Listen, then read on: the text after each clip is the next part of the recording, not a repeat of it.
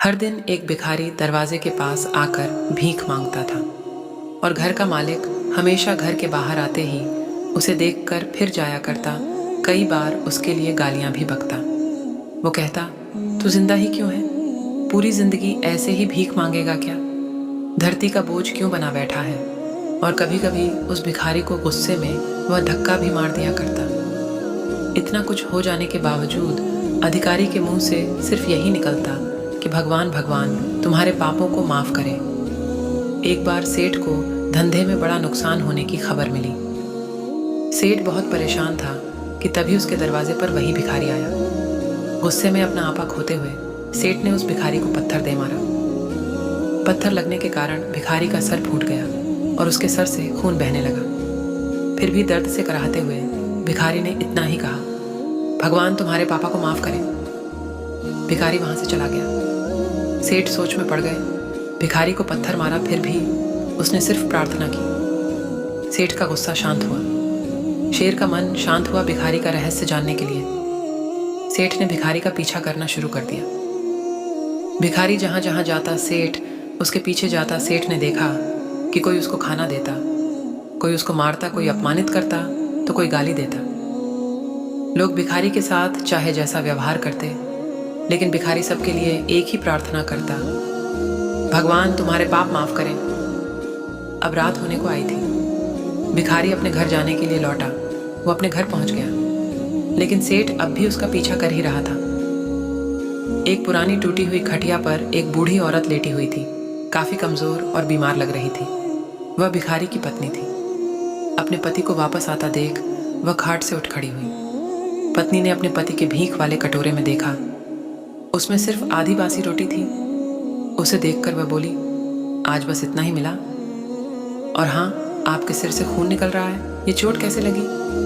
बूढ़ा भिखारी बोला, आज बस इतना ही मिला, किसी ने कुछ दिया ही नहीं। सबने गालियां दी और एक नए पत्थर भी फेंकना, इसीलिए मेरा सर फट गया।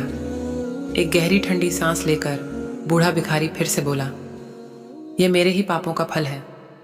तुम्हें याद है कुछ सालों पहले हम कितने अमीर थे? क्या कुछ नहीं था हमारे पास।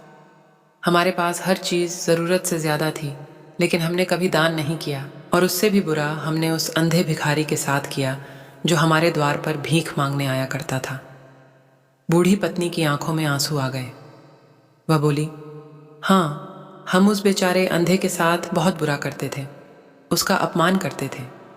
उसे खाने के लिए रोटी की जगह कागज़ दिया करते, उसका मजाक उड़ाया करते और कभी कभी मारा भी करते। मैंने कभी उसको रास्ता नहीं दिखाया। एक बार मैंने उसके मुंह पर मिट्टी भी फेंकी थी और वह हमेशा दुखी होकर यही कहता कि भगवान तुम्हें तुम्हारे किए की सज़ा देगा, भगवान तुम्हारे पापों की सज़ा ज़रूर देगा। उसका श्राप सच हुआ और हम इस दुख भरी जिंदगी में आ गए। भिखारी बोला, हाँ, उसका श्राप सच हुआ, इसलिए मैं किसी को बददुआ नहीं देता। चाहे कोई मेरे साथ कैसा भी बर्ताव करे, मैं हमेशा उसके लिए प्रार्थना करता हूँ। मैं नहीं चाहता कि कोई भी हमारे जैसे ज़िंदगी का अनुभव करे, किसी को भी हमारे जैसे दुखों का सामना करना पड़े। वो नहीं जानते कि वह कितना बड़ा पाप कर रहे हैं, इसलिए अनजाने में हुए पाप की ऐसी सज़ा किसी को भी मिले मैं नहीं चाहता। सेठ वहीं पर छुपकर यह सारी बातें सुन रहा था। अब उसे सब कुछ समझ में आ गया था। भिखारी और उसकी पत्नी ने वह आधी रोटी मिल बांट कर खाएं और भगवान को धन्यवाद बोलकर सो गए। अगले दिन बड़ा भिखारी फिर से भीख मांगने गया। सेठ के घर के पास जाते हैं। सेठ ने पहले से गरम रोटी या उसके लिए निकाल कर रखी थी। उसे देते हुए सेठ विनम्रता से बोला, माफ़ कर दीजिए बाबा, उसे बहुत बड़ी गलती हो गई। बूढ़ा भिखारी बोला, भगवान तेरा भला करे। इतना कहकर वह आगे निकल गया। इस कहानी से जो सीख लेने लायक है वह बड़ी ही सिंपल है कि आदमी चाहे किसी के बारे में बुरा कहे या भला करे, लेकिन भगवान सिर्फ कर्म के हिसाब से उसको फल देता है। क्या हुआ अगर भगवान नहीं दिखता है, लेकिन यह बात बिल्कुल सच है, उसके खाते में सबका हिसाब बहुत बहुत पक्का होता है। इसलिए जब किसी के लिए कुछ भी करो तो अच्छा ही करो। दोस्त, अगर यह कहानी आपको अच्छा लगा तो वीडियो को ज़्यादा से ज़्यादा शेयर करें। धन्यवाद।